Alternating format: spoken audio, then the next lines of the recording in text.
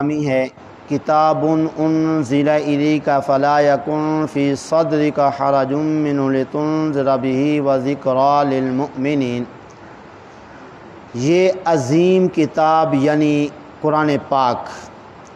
محبوب آپ کی طرف نازل کی گئی تاکہ آپ اس کے ذریعے لوگوں کو ڈرائیں، اس کی طرف سے آپ کے دل میں کوئی رنج نہ ہو اور آپ دل تنگ نہ ہوں۔ وَذِكْرَىٰ لِلْمُؤْمِنِينَ، اور یہ قرآن پاک نصیحت ہے مومنین کے لیے۔ اس آیت مقدسہ میں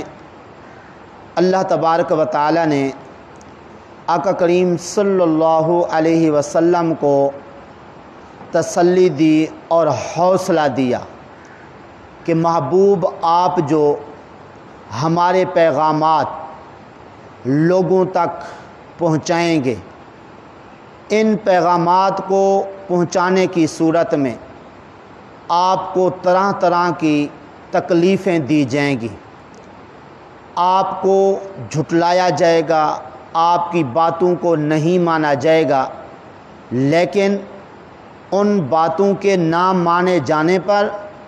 اور لوگوں کی طرح طرح کی تکلیف پہنچانے پر آپ نے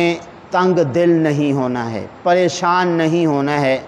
کہ یہ ہماری بات نہیں مانتے، ہمیں جھٹلاتے ہیں، طرح طرح کی تکلیفیں دیتے ہیں۔ تو ایسا آپ کے دل میں نہیں آنا چاہیے۔ محبوب آپ کا کام ہے ہمارے پیغامات پہنچاتے رہنا۔ آگے کوئی نہیں مانتا نہ مانے، اور اگر آپ کو وہ جھٹلاتا ہے تو اس صورت میں نقصان اس کا ہے، لیکن آپ کی ذمہ داری ہے لوگوں تک پہنچا دینا، تو وہ آپ پہنچاتے رہیں۔ محبوب دیکھیں کہ یہ جو دین کی تبلیغ کا کام ہے، یہ کام ہی ایسا ہے، اس کے اندر تکلیفیں ہی تکلیفیں ہیں۔ پہلے انبیاء علیہم السلام گزرے لوگوں نے کیا کیا ان کو اذیتیں نہیں دیں، ان کو تکلیفیں کیا کیا نہیں دیں۔ حضرت ابراہیم علیہ السلام کو دیکھیے، انہوں نے اپنی قوم کو بت پرستی سے روکا اور اللہ تعالی وحدہ لا شریک کو ماننے کا حکم دیا، لیکن قوم نے کیا کیا؟ آگ کا چیخا تیار کر کے اس کے اندر حضرت ابراہیم علیہ السلام کو ڈال دیا۔ تو اسی طرح آپ کو اپنا ملک چھوڑنے پر مجبور کیا۔ اسی طرح حضرت موسیٰ علیہ نبینا علیہ السلام بھی تبلیغ کرتے رہے، فرعون نے آپ کا مقابلہ کیا اور اس طرح آپ کو گرفتار کرنے کے منصوبے بنائے، تو اس طرح آپ کو جادوگر کہا۔ تو اس طرح باقی کئی انبیاء علیہ السلام کی مثالیں موجود ہیں کہ انبیاء علیہ السلام کو دین کی تبلیغ کرنے کے اندر اور ہمارے پیغامات پہنچانے کے اندر تکلیفیں دیں، تو اس لیے محبوب آپ بھی پریشان نہ ہوں۔ آپ کو بھی لوگ جادوگر کہیں گے، آپ کو شاعر کہیں گے، آپ کو نجومی کہیں گے، حالانکہ آپ صلی اللہ علیہ وسلم کو کہا بھی گیا کہ معاذ اللہ آپ جادوگر ہیں، شاعر ہیں، اپنی طرف سے باتیں بنا کے ہمیں بتاتے ہیں، اور اس طرح آپ نجومی ہیں۔ تو یہ طرح طرح کی تکلیفیں آقا کریم صلی اللہ علیہ وسلم کو دی گئیں، تو اللہ تبارک و تعالی نے فرمایا محبوب آپ پریشان نہ ہوں، آپ دل تنگ نہ کریں، اور اس طرح جو پیغامات ہیں آپ پہنچاتے رہیں، یہاں تک کہ ایسے انبیاء علیہ السلام بھی گزرے ہیں جنہوں نے تبلیغ کی، لوگوں نے اعتراضات کیے، آپ نے جوابات دیے، تو آخرکار لوگوں نے کہا کہ جی ان کو اس بستی سے ہی نکال دیں، کہ یہ اپنے آپ کو پاکیزہ کہتے ہیں کہ ہم لوگ جو ہے جو جس کام میں ہیں ہم اس کام میں ٹھیک ہیں، یہ خواہ مخواہ ہمارے درمیان جو ہے وہ مخل بن کے آ گئے ہیں، ہمارے کاموں کے اندر خلل اندازی کرتے ہیں اور خلل ڈالتے ہیں، تو اس لیے ان کو اس بستی سے ہی نکال دیں۔ تو اس طرح جو ہے دین کی تبلیغ کرنے والوں کو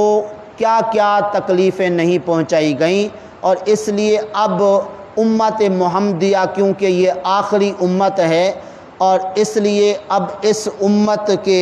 علماء کو، مبلغین کو بھی تسلی دی گئی ہے اسی آیت کے اندر کہ اگر تمہیں مدرسے بنانے کے اندر، تعلیمات لوگوں کو دینے کے اندر، لوگوں کو واعظ و نصیحت کرنے کے اندر طرح طرح کے تمہارے اوپر الزامات لگیں کہ جی یہ مدرسہ بنایا، یہ کہاں سے پیسے آ گئے ان کے پاس، اور اتنا جو خرچ کیا جا رہا ہے یہ کہاں سے آ رہا ہے، تو اور اس طرح جو ہے اور بھی کئی قسم کے جو وہم و گمان میں نہیں ہوں گے الزامات لگیں گے، تو اے امت محمدیہ تم نے بھی اس طرف کوئی توجہ نہیں کرنی ہے، تم نے دین کا کام کرتے رہنا ہے، مدرسے بناتے رہنا ہے، اور مدرسوں کے اندر طالب علموں کو پڑھاتے رہنا ہے، لوگوں کی باتوں کی طرف بالکل دھیان نہیں دینا ہے، توجہ نہیں دینی ہے۔ اسی طرح مساجد کے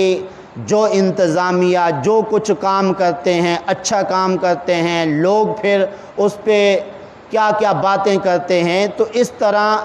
جتنے بھی نیک کام کرنے والے ہیں سب کو اس آیت کے اندر تسلی دی گئی کہ تم نے پریشان نہیں ہونا ہے۔ ان نیک کاموں کے اندر الزامات بھی لگنے ہیں، بہتان بھی لوگ لگائیں گے، لیکن تم نے اپنے کام سے ہٹنا نہیں ہے اور اس طرح دین کا کام کرتے رہنا ہے، اور جو تمہیں ہماری طرف سے ذمہ داریاں سونپی گئی ہیں وہ تم نے آگے پوری کرتے رہنا ہے، اور کسی کی باتوں کے اندر نہیں آنا ہے کہ جی لوگ اتنے الزامات لگا رہے ہیں، اتنے بہتان لگا رہے ہیں، کیا فائدہ، اس طرح اپنی عزت کیوں خراب کریں، بس چھوڑیں ان کاموں کو۔ فرمایا ایسا تم نے بالکل نہیں کرنا ہے، اور اس طرح تبلیغ جو ہے وہ تم نے کرتے رہنا ہے، نصیحتیں کرتے رہنا ہے۔ یہی وجہ ہے کہ علماء کا آخر کیا قصور ہوتا ہے؟ اتنا قصور ہوتا ہے کہ لوگوں کو نصیحت کرتے ہیں یہ برا کام ہے، یہ تم نے نہیں کرنا ہے، اور اس طرح تم غلط راستے پر چل رہے ہو، تم نے جی اس راستے کو چھوڑ دینا ہے، اچھے کام کرتے رہنا ہے، اللہ رسول کی باتوں کو ماننا ہے۔ اس پر لوگ نہ جانے کیا کیا دکھ تکلیفیں پہنچاتے ہیں۔ ابھی کچھ دن پہلے فیس بک پہ میں دیکھ رہا تھا کہ ایک مولوی صاحب کو محلے کے چودھریوں نے اتنا مارا کہ بے ہوش کر دیا۔ آخر اس کا کیا قصور تھا؟ یہی کہ اس نے نصیحت کی ہوگی کہ بھئی سود نہیں لینا ہے، نہ دینا ہے، رشوت نہیں دینی ہے، یہ غلط کام نہیں کرنا ہے، تو اسی پر جو ہے وہ محلے کے چودھریوں نے اتنی پٹائی کی کہ بے ہوش کر دیا مار مار کے۔ تو اس طرح جو ہے یہ تکلیفیں اور دکھ جو ہے دین کی تبلیغ کرنے کی صورت میں ضرور ملتی ہیں، لیکن اللہ پاک نے اس سورۃ اعراف کی پہلی آیت کے اندر تسلی دی سب کو، واعظ و نصیحت کرنے والوں کو، مبلغین کو، اور خاص طور پہ آقا کریم صلی اللہ علیہ وسلم کو یہ نصیحت کر کے اور تسلی دے کے قیامت تک آنے والی امت کو یہ سبق دیا کہ ہم جس طرح اپنے محبوب کو تسلی دے رہے ہیں کہ اس طرح ہمارے محبوب کو جادوگر بھی کہا گیا، نجومی بھی کہا گیا، شاعر بھی کہا گیا، تو اس طرح طرح طرح کی باتیں کی گئیں، تو اس طرح تم نے بھی ہمارے محبوب صلی اللہ علیہ وسلم کے نقش قدم پر چل کے دل تنگ نہیں کرنا ہے، واعظ و نصیحت کو بالکل جاری رکھنا ہے۔ جس طرح لوگ باتیں کرتے ہیں کرتے رہیں، لوگ تمہاری واعظ و نصیحت کے اندر رکاوٹ بھی بنیں گے، دیکھیں جی یہ کوئی باتیں ہیں کرنے والی، اور اتنی ہماری زندگی گزر گئی کبھی ہم نے یہ مسائل نہیں سنے، اب یہ نئے مسائل جناب لے کے آ گئے اور ہمیں بتانے شروع ہو گئے، تو اس طرح جی یہ تو شرم و حیا والی باتیں یہ تو نہیں کرنی چاہیے، اور اس طرح یہ مسجد کے اندر ہیں یہ ایسی باتیں کرنے والی، تو اس طرح طرح طرح کی باتیں اور منصوبے بنا کے فرمایا کہ تمہیں دین کی تبلیغ سے روکیں گے، واعظ و نصیحت سے تمہیں روکیں گے، لیکن ان کی باتوں میں تم نے نہیں آنا ہے، تم نے اپنا فرض منصبی جو ہے وہ جاری رکھنا ہے، اور جو ذمہ داریاں ہیں تم نے وہ آگے جو ہے پوری کرتے رہنا ہے، اور اس طرح کسی کے ڈرانے سے اور کسی کے الزام تراشی سے بالکل تم نے نہیں ہٹنا ہے۔ یہی وجہ ہے کہ جو مولوی صاحب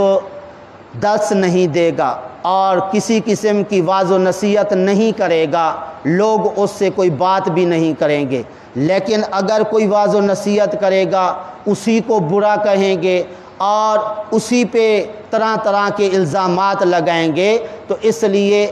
نیکی کا کام کرنے والا ہمیشہ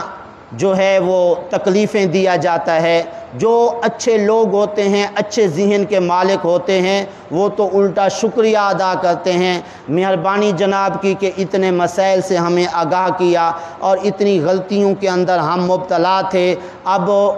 آپ نے اتنی واعظ و نصیحتیں کی اور ہماری ماشاءاللہ اصلاح ہو گئی۔ لیکن کچھ اتنے ہٹ دھرم ہوتے ہیں،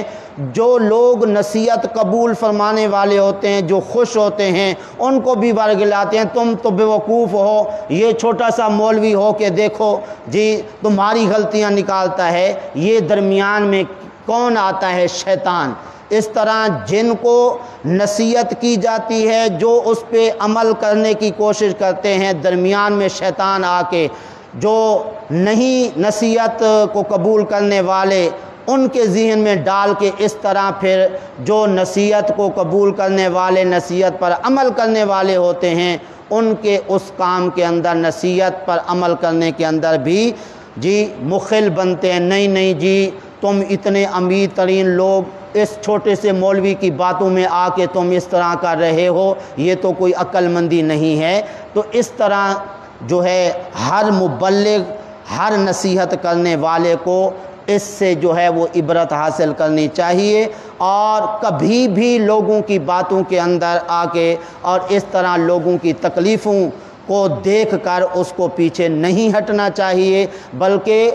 جب لوگ مخالفت کرتے ہیں اس مخالفت کی وجہ سے بندہ ترقی کر جاتا ہے۔ اگر کوئی مخالفت نہ کرے تو وہ اپنے معمول کے مطابق کام کرتا رہتا ہے۔ جب لوگ مخالفت کرتے ہیں اور بندے کو نیک کام کرنے کے اندر اور واعظ و نصیحت زیادہ کرنے کے اندر موقع ملتا ہے، تو اس لیے جب موقع ملتا ہے تو پھر لوگوں کی تکلیفوں سے، لوگوں کے الزام سے، طرح طرح کی باتوں کے کرنے سے بندے کو، جو مبلغ ہے، جو واعظ و نصیحت کرنے والا ہے، اس کو پیچھے نہیں ہٹنا چاہیے۔ اسی طرح مدرسے بنانے والے، مدرسوں کے اندر کام کرنے والے جو لوگ ہیں، ان کو بھی لوگوں کی باتوں کو سن کے پیچھے نہیں ہٹنا چاہیے، مزید جو ہے وہ بہتری لانی چاہیے۔ بہرحال اللہ پاک نے فرمایا محبوب آپ پریشان نہ ہوا کریں، یہ جو لوگ آپ کو تکلیفیں پہنچائیں گے، طرح طرح کی اذیتیں دیں گے، اور آپ جو ہے ان کی باتوں کے اندر نہیں آنا ہے۔ آپ نے اس قرآن پاک کے ذریعے لوگوں کو ہمارے عذاب سے ڈراتے رہنا ہے اور ان کو راہ راست پہ لاتے رہنا ہے۔ دعا ہے اللہ تعالیٰ کی بارگاہ میں جو کچھ کہا ہم سب کو اس پر عمل پیرا ہونے کی تو